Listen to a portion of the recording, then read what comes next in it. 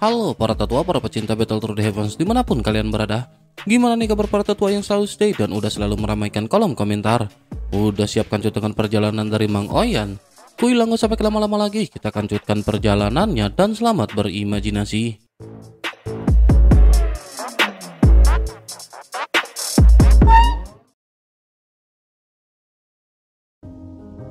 Cerita masih dikanjut di mana Xiaoyan dan para saudaranya pergi ke mansion surgawi. Sementara itu di sisi lain, suasana di mansion surgawi begitu menyesakan. 10 sosok duduk di atas panggung batu berbentuk bundar. Mereka adalah Raja Roh, penguasa istana surgawi yang kini diliputi dengan ketakutan. Mereka membicarakan tentang Xiaoyan, reinkarnasi yang mulia yang dalam waktu singkat telah berkembang melampaui batas yang mampu mereka bayangkan. Kekuatannya kini tidak dapat diatasi apalagi untuk dimusnahkan.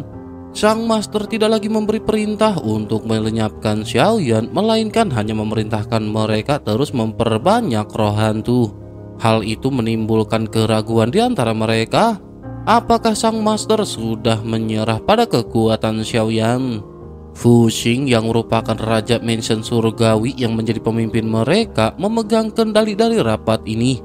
Meskipun ia tidak menunjukkan sikap dominasi, 9 Raja Roh lain tetap mengikuti arahan Fu Xing. Fu Xing menjelaskan bahwa Sang Master telah memberikan ramuan suci. Ramuan itu diyakini akan meningkatkan kekuatan mereka saat diminum. Jika suatu saat mereka kembali berhadapan dengan Xiaoyan, ramuan itu harus digunakan tanpa adanya keraguan. Hanya dengan begitu mereka memiliki harapan untuk menghabisi Xiaoyan. Jika gagal, mereka akan kehilangan segalanya dan ditinggalkan tanpa ampun. Ketakutan merayap dalam hati para Raja Roh yang sebelumnya pernah dihabisi oleh Xiaoyan. Mereka sadar bahwa tidak ada jalan mundur, tidak ada tempat untuk bersembunyi. Satu-satunya pilihan hanyalah bertarung sampai mokat. Mansion surgawi yang mereka pimpin terbentang megah dengan 3 alam besar dan 7 bintang super sebagai pelindungnya. Jika diperhatikan lebih dekat, tampak tak terhitung jumlah titik hitam terbang di sekitarnya. Itulah pasukan unik milik Mansion surgawi. Mereka memiliki mata kehampaan tanpa pupil, tanpa gelombang jiwa, seolah hanya wadah kosong. Kekuatan mereka berasal dari pengorbanan jiwa yang dipaksa, bukan kehendak sendiri. Sebagian besar prajurit itu dulunya hanyalah makhluk yang ditangkap lalu dipaksa menyerahkan jiwa mereka untuk menjadi bagian dari pasukan tanpa perasaan. Sebagian besar arwah hantu yang berada di sekitar mansion surgawi bukanlah makhluk yang datang dengan sukarela. Mereka dipaksa oleh kekuatan mansion surgawi. Mereka kehilangan jiwa dan hanya tersisa tubuh tanpa kesadaran. Dalam keadaan itu, mereka tak ubahnya mayat berjalan, rentan dikendalikan kapan saja. Tanpa jiwa, para arwah tersebut praktis sulit dibedakan dari boneka. Satu-satunya yang tersisa hanyalah kesadaran samar, namun bukan lagi milik mereka sendiri, melainkan tunduk penuh pada kuasa istana. Ketika bintang-bintang mengelilingi mansion surgawi, sebuah lubang hitam tiba-tiba muncul di langit. Riak kekuatan yang memancar darinya segera menarik perhatian. Dari dalam pusaran itu, 9 sosok pada saat ini seketika muncul. Mereka adalah Xiaoyan bersama dengan kelompoknya. Begitu tiba, Xiaoyan langsung melepaskan kekuatan jiwanya, menyapu area bintang di sekitar untuk memastikan lokasi sekitarnya. Dengan sebuah gerakan tangan, bendera penekan jiwa terwujud, lalu Xiaoyan membebaskan Yetian dari bendera tersebut. Iblis itu segera berubah menjadi awan pekat berwarna ungu kehitaman, memancarkan aura jahat yang menyebar cepat. Yetian yang dulu dikenal sebagai iblis pertama kini benar-benar bebas. Keberadaannya membuat para dewa yang mendampingi Xiaoyan teringat pada legenda kelam yang mengguncang 9 alam. Sosok itu pernah mengubah seluruh makhluk hidup menjadi boneka iblis yang mengamuk tanpa kendali. Mereka menenggelamkan dunia dalam lautan darah. Apa yang pernah dilakukan Yetian benar-benar membuat 9 alam gemetar ketakutan. Xiaoyan juga sempat terkejut ketika mendengar betapa mengerikannya catatan sejarah tentang Yetian. Xiaoyan tahu bahwa iblis seperti itu memang pantas dimusnahkan. Namun Yang Mulia pada masanya tidak berhasil menghabisinya. Sebagai gantinya, iblis itu dijadikan pion oleh Yang Mulia. Dari sesuatu yang semula tak terkendali, Ye Tian berubah menjadi senjata yang bisa diarahkan sesuai kehendak Yang Mulia. Berkat warisan dari bendera penekan jiwa, kendali itu kini berada di tangan Xiaoyan. Dengan dilepaskannya Ye Tian, Xiaoyan tidak perlu lagi menghabiskan tenaga menghadapi roh hantu tak berjiwa. Saat ini fokusnya hanya pada Raja Roh, penguasa sejati dari kekuatan roh yang berdiam di mansion surgawi. Ingatan Xiaoyan melayang ke masa lalu. Xiaoyan teringat pengejaran tanpa henti yang hampir merenggut nyawanya saat dirinya begitu tak berdaya dan hanya bisa mengandalkan bantuan orang-orang di sekitar. Xiaoyan juga teringat rasa takutnya terhadap mansion surgawi, istana yang pernah menjadi ancaman terbesar bagi Sensi. Semua itu telah membekas dalam-dalam dan Xiaoyan tahu bahwa hari ini adalah waktu yang telah lama ia tunggu. Inilah saat menghadapi para Raja Roh secara langsung. Bersamaan dengan hal tersebut, tiba-tiba cahaya keemasan menyambar langit. Pilar Tianjun melesat berputar di udara lalu mengembang dengan kecepatan luar biasa.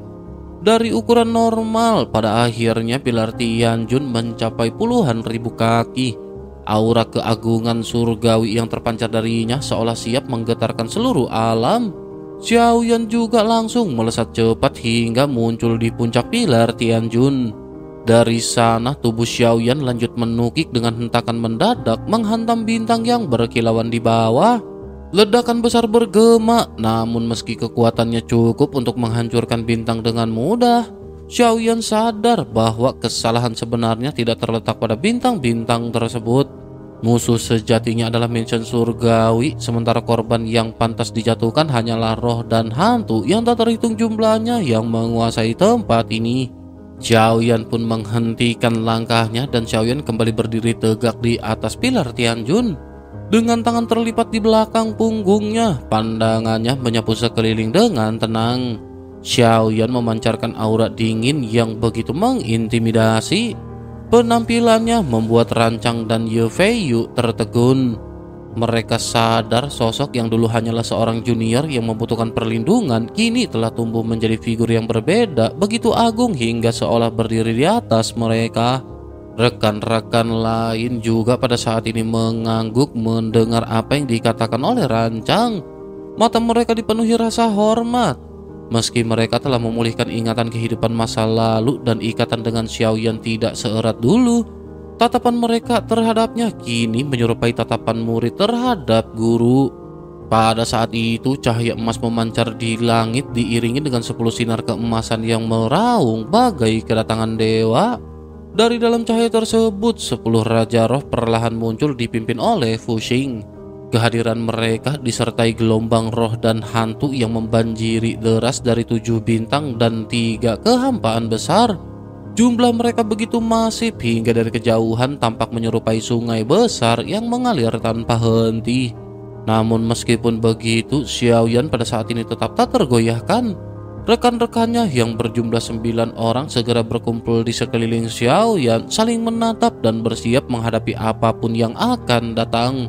Ge-yun menyalurkan peringatan lewat kekuatan spiritualnya saat menyadari kekuatan luar biasa yang dimiliki para Raja Roh. Tetapi Xiaoyan tidak menunjukkan keraguan sedikit pun. Baginya musuh di hadapannya hanyalah penghalang yang harus disingkirkan. Dalam sekejap mata, Xiaoyan pada akhirnya segera melangkah maju. Petir menyambar di sekitarnya saat sosoknya tiba-tiba muncul tepat di atas 10 Raja Roh. Teriakannya menggema bagai guntur, membawa ancaman yang membuat wajah para Raja Roh berubah drastis. Kenangan lama mereka terbuka tentang bagaimana Xiaoyan pernah menghabisi mereka, bahkan lebih dari sekali.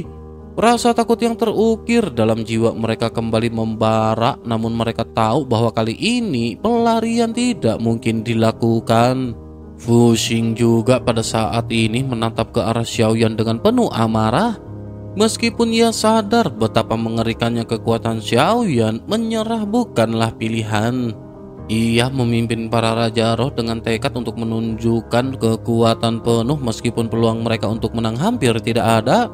Dengan dengusan dingin, Xiaoyan di kejauhan juga mengarahkan tinju penghancur dewa. Didukung kekuatan 9 sumber langkah ketiga, teknik tersebut memancarkan getaran yang mengguncang seluruh konstelasi. Bahkan kekuatan Xiaoyan ini menembus kehampaan. 10 Raja Roh merasakan tekanan tersebut dan tanpa pilihan lain mereka akhirnya menyerang serentak. Segel tangan terbentuk di dada masing-masing, lalu 10 sinar pemusnahan melesat dari tubuh mereka, dikenal sebagai teknik pertama hukum ekstrim surgawi. Ini adalah sinar nirwana yang sebelumnya pernah ditemui oleh Xiaoyan. Benturan pun pada akhirnya segera terjadi. 7 tinju penghancur dewa milik Xiaoyan bergetar hebat, tetapi langkah-langkah selanjutnya memicu ledakan besar yang mengguncang ruang.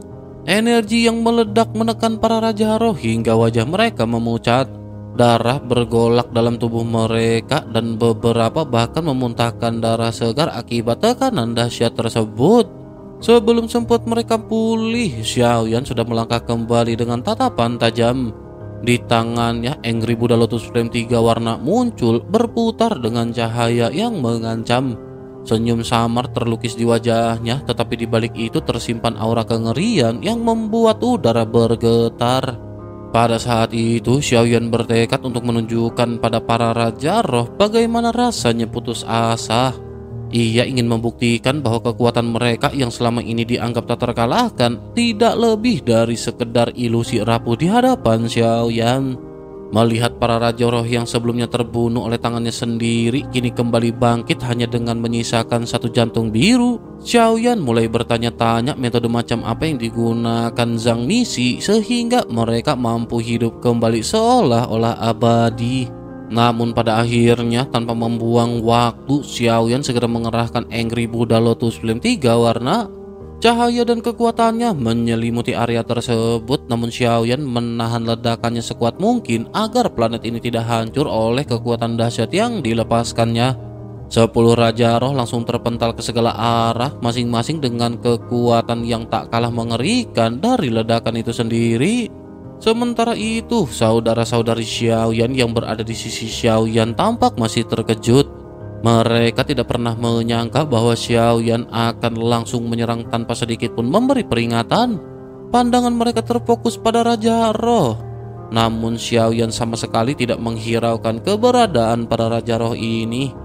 Tubuh Xiaoyan bergeser dengan kecepatan yang begitu mengerikan. Di antara alisnya berkilauan sebuah bintang putih yang merupakan lambang kekuatan dewa asli. Aura dari dewa asli alam kuno memancar keluar membuat keberadaannya begitu menakutkan. Xiaoyan segera menemukan para Raja Roh yang paling lemah. Meski tidak mengenali siapa sosok itu dalam keadaan tak sadarkan diri, bagi Xiaoyan hal itu tidaklah penting. Saat tinjunya terayun, kehampaan seolah pecah berkeping-keping. Gelombang sonik bergema dan para Raja Roh yang terkena serangan itu langsung meledak. Tubuhnya hancur total tanpa meninggalkan secuil daging pun, hanya menyisakan kabut darah yang tebal. Di tengah kabut itu, jantung biru yang masih berdetak ditangkap oleh Xiaoyan. Tanpa ragu, ia memerintahkan kelenjang kerik emas untuk melahapnya sekali lagi, memastikan Raja Roh tersebut benar-benar musnah. Saudara-saudari Xiaoyan juga pada akhirnya mulai bergerak pada saat ini. Meski sempat ragu, keberanian mereka terbangkit ketika aura Xiaoyan menyeruak memenuhi medan pertempuran. Rancang berada di garis depan menanggung beban serangan pertama. Tubuhnya mengembang, otot-ototnya menonjol kuat memperlihatkan bahwa dirinya juga seorang kultivator fisik. Meskipun tidak bisa dibandingkan dengan kekuatan dewa asli, aura yang dipancarkannya tetap menakutkan. Pertempuran pun pada akhirnya benar-benar segera pecah. Tatapan Xiaoyan kemudian terkunci pada Fu Xing, Raja Roh yang paling kuat di antara mereka. Setelah melalui pembantaian demi pembantaian, kekuatan Fu Xing kembali meningkat hingga mencapai langkah keempat. Auranya melonjak tajam, membuat keberadaannya tampak semakin mengancam. Fu Xing sudah bersiap menghadapi kedatangan Xiao Yan dan meski pernah dikalahkan secara memalukan, kali ini ia tidak berani gegabah berhadapan dengan Xiao Yan. Fu Xing sepenuhnya menyadari perbedaan besar antara kekuatan Xiao Yan yang kini berada di langkah ketiga dengan 9 sumber. Kekuatannya pada saat ini telah mencapai langkah keempat alam Transcendence. Dengan hal itu ia percaya bahwa selama Xiao Yan tidak menggunakan kekuatan misterius untuk merasukinya, ia masih memiliki peluang untuk menang. Namun sebelum Fu Xing sempat melancarkan serangan, Xiao Yan sudah melesat ke hadapannya dengan kecepatan luar biasa. Sebuah tinju sederhana namun syarat dengan kekuatan menghantam wajah Fu Xing. Inilah kekuatan sejati dewa asli alam kuno yang bahkan dengan kekuatan fisik semata sudah cukup untuk menghancurkan lawannya. Fu Xing juga pada saat ini tiba-tiba dipenuhi dengan keterkejutan. Beberapa lapisan perisai cahaya segera muncul di hadapannya, namun semuanya runtuh satu persatu ketika tinju Xiao Yan menembusnya. Wajahnya berubah drastis menyadari bahwa kekuatan bertarung Xiao Yan masih jauh melampaui perkiraannya. Segera setelah itu, segel tangan Fu Xing bergerak cepat membentuk teknik pamungkas. Cahaya pekat memancar dan jurus legendaris pun dilepaskan oleh Fu Xing. Itu adalah segel iblis 1000 budak, kekuatan yang mampu mengguncang langit dan bumi. Dengan raungan menggelegar, segel raksasa turun menghantam tubuh Xiao Yan seakan-akan wujud seorang dewa menindih dunia. Namun tatapan Xiao Yan tetap setenang samudra dan tinju Xiao Yan terkepal di pinggang. Selanjutnya tinju tersebut meledak ke depan dengan kekuatan yang mengguncang bumi. Segel iblis 1000 budak milik Fu Xing pun tak mampu bertahan sebelum akhirnya runtuh dalam sekejap, meninggalkan celah kelemahan yang tak dapat ditutupi. Gerakan Xiao Yan ini tampak sederhana, tenang, bahkan anggun seolah ia sedang meniti kehampaan. Namun setiap langkah dan setiap kedipan matanya cukup untuk menahan kekuatan Fu Xing. Dibandingkan dengan 3 sosok yang merupakan langkah kelima yang sebelumnya Xiao Yan hadapi, lawan kali ini terasa berbeda. Ia menyadari bahwa alam hanyalah batasan semu, sedangkan kekuatan tempur sesungguhnya yang menentukan kedikdayaan. Dan dari pertarungan ini, Xiao Yan sama sekali tidak merasakan ancaman nyata dari Fu Xing. Fu Xing pun terdesak dan tubuhnya terus mundur. Dengan raungan keras, semburan cahaya biru meletus dari dalam dirinya menembus langit. Pada saat bersamaan, Ning Yao yang tengah terperangkap dalam kepungan 3 dewa melepaskan kekuatan menakutkan setelah melahap sesuatu. Ledakan auranya membuat tubuhnya nyaris tembus pandang. Ia dipenuhi dengan cahaya biru, lalu dalam sekali serang berhasil memukul mundur ketiga lawan tangguhnya. Pupil mata Xiao Yan menyipit melihat transformasi tersebut. Wujud Ning Yao yang dipenuhi cahaya bintang biru memancarkan kekuatan aneh yang mengguncang ruang. Teknik yang ia lepaskan kini membawa daya hancur yang luar biasa hingga membuat 3 dewa terhempas jauh dengan darah menyembur dari mulut mereka. Namun di hadapan Xiao Yan, Fu Xing justru menampakkan sebuah pil biru di telapak tangannya. Pil itu sudah pernah ia gunakan sebelumnya, tetapi kali ini energi yang dipancarkan jauh lebih kuat. Sumber daya aneh yang berasal dari kekuatan aturan tertentu terkandung di dalamnya, memberikan dorongan kekuatan bagi para raja roh. Fu Xing segera menelan pil tersebut lalu menatap Xiao Yan dengan sinis, penuh kepercayaan diri setelah melihat hasil uji Ning Yao. Tidak hanya Fu Xing, para raja roh lain yang masih bertahan juga menelan pil biru yang sama. 9 cahaya biru menjulang menembus langit membentuk kabut tebal yang seketika menyelimuti area pertempuran. Dalam sekejap rekan-rekan Xiao Yan tertelan oleh kabut tersebut, sementara dunia di sekelilingnya berubah menjadi lautan asap biru. Kini hanya Xiao Yan dan Fu Xing yang tersisa terperangkap dalam ruang asing tanpa batas. Kekuatan jiwa Xiao Yan seolah terblokir tak mampu menembus kabut tersebut. Sementara itu Fu Xing memandang dengan penuh kebencian menyalurkan kekuatan dari pil biru yang ia konsumsi. Kabut biru berkumpul berubah menjadi telapak tangan raksasa bercahaya bintang biru redup. Telapak itu turun membawa aura penghancuran yang seakan mampu merobek hukum dunia. Fuxing melancarkannya tanpa ragu dan berniat mengakhiri nyawa Xiaoyan. Namun Xiaoyan tetap diam, tubuhnya tegak berdiri seakan tidak terpengaruh oleh tekanan tersebut. Saat tatapannya menembus telapak tangan raksasa tersebut, kilatan guntur merah menyambar liar di sekujur tubuhnya. Dalam sekejap tubuh Xiaoyan meledak, namun bukan kehancuran yang terjadi, melainkan transformasi dahsyat. Dari kabut darah keemasan yang memancar, muncul sosok dewa asli raksasa setinggi jutaan kaki menjulang di antara langit dan bumi. Wujud itu memancarkan kekuatan purba yang tak terbayangkan. Bahkan Xiaoyan sendiri sempat merasakan keraguan seolah langkah ini bukan sepenuhnya miliknya. Namun kehancuran yang ditunjukkan kepadanya kini justru berbalik karena dari dalam dirinya bangkit kekuatan sejati yang menentang takdir. Tubuh Xiaoyan yang raksasa menjulang hingga jutaan kaki sementara teknik jari penghancur bintang dikeluarkan oleh Xiaoyan. Kekuatan yang dikeluarkan ini membentang seperti jurang emas yang menutupi langit dan matahari. Kekuatan itu bagai benua runtuh menyelimuti sekitarnya dengan kabut biru yang pekat. Namun kabut biru perlahan sirna, memperlihatkan mata Fuxing yang menyipit dan tubuh yang bergetar hebat. Telapak tangan besar Fuxing tampak tak berdaya menghadapi serangan jari penghancur bintang Xiaoyan. Dentuman maha dahsyat pun terjadi ketika serangan keduanya bertabrakan. Perbedaan ukuran tidak mengubah kenyataan bahwa Fuxing kehilangan kepercayaan diri. Saat kontak pertama, serangannya seolah sama sekali tidak berdaya melawan kekuatan Xiaoyan. Tetapi ketika benturan benar-benar terjadi, telapak tangan yang tampak tak berarti itu justru memancarkan cahaya bintang biru yang menyilaukan. Kilauan itu menahan jari penghancur bintang Xiaoyan dengan kekuatan yang luar binasa. Tekanan itu benar-benar begitu menakutkan. Hasil benturan awal jelas menunjukkan kemenangan mutlak bagi Xiaoyan. Namun ledakan cahaya bintang biru tua yang tiba-tiba muncul mengubah segalanya. Cahaya itu memberikan dorongan kekuatan yang mustahil dijangkau. Dengan sekali hentakan telapak tangan, Fuxing melepaskan gelombang dahsyat yang menekan jari penghancur bintang dan memaksa Xiaoyan mundur. Kabut biru semakin tebal di sekelilingnya. Kabut ini seketika menutupi pandangan Xiaoyan. Para raja roh tampak bagai sosok asing kecil berwarna biru tua.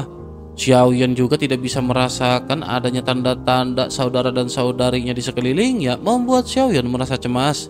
Ia menyadari kabut biru itu bukan sekedar ilusi, melainkan penghalang yang memaksa semua orang bertarung secara terpisah. Mereka tidak bisa saling membantu atau mengetahui keadaan satu sama lain. Sementara itu di sisi lain, Fuxing juga pada saat ini semakin terbakar semangat. Dari atas kepalanya muncul retakan, lalu sebuah mata biru raksasa terbentuk. Dari situ sebuah serangan baru dengan daya yang jauh lebih besar muncul dan meletus. Cahaya biru itu menghantam jari penghancur bintang Xiaoyan dengan kekuatan yang tak tertandingi, menghancurkan teknik tersebut dalam sekejap. Hati Xiaoyan pun seketika terasa pahit dan penyesalan menyeruak karena Xiaoyan membawa para seniornya dalam situasi ini. Xiaoyan benar-benar tidak menyangka para raja roh dari mansion surgawi benar-benar telah diberikan kekuatan pil setingkat itu. Kekuatan tersebut jelas bukan berasal dari sensi, melainkan dari sumber eksternal.